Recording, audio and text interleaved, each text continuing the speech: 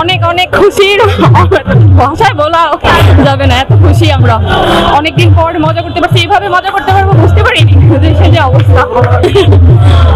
আনন্দই করতেছি, এখন বলার কোনো ইয়ে নাই।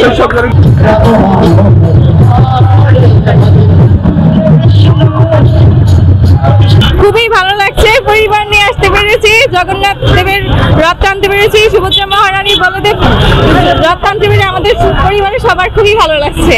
না, কোনো মানত করিনি, শুধুমাত্র জগন্নাথ দেবের কৃপার আশায় রথের দড়ি টেনেছি এবং জগন্নাথ দেবের সবাইকে দর্শন করেছি। হ্যাঁ, আমি ভক্তি জীবনে এসেছি জগন্নাথ দেবের রথযাত্রা দেখতে দেখতে। খুবই ছোটবেলা থেকে আমার পরিবারের সাথে এই রথযাত্রার সাথে সামিল হয়েছি অনেক অনেক বছর ধরে, প্রায় 15-20 বছর ধরে আমরা এই রথযাত্রার সাথে সংযুক্ত। খুবই ভালো লাগছে, প্রতি বছর এই রথ দর্শন করতে পারি, খুবই ভালো লাগছে।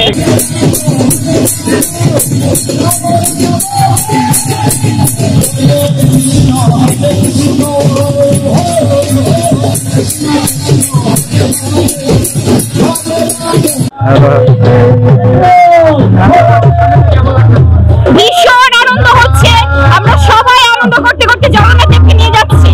রথযাত্রায় জগন্নাথের রাস্তায় চলে এসেছে ভক্তদের দর্শন দেওয়ার জন্য, আমরাও তার সাথে সাথে চলে যাচ্ছি, সবাইকে জগন্নাথ কৃপা করছে।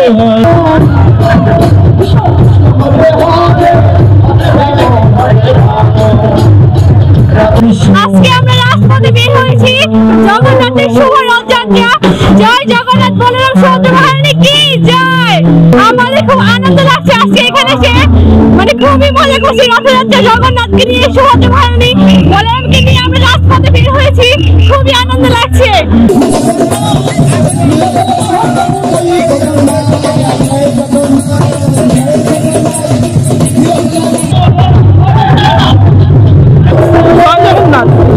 হ্যাঁ, একটু মহা আনন্দ, কারণ মহাপ্রভুর অনুষ্ঠানে সামিল হয়ে নিজেকে খুব ধন্য মনে করছি।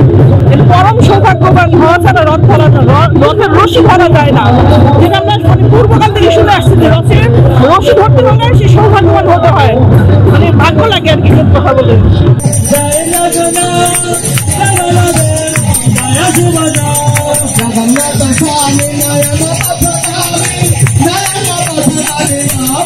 হ্যাঁ, খুব ভালো লাগছে।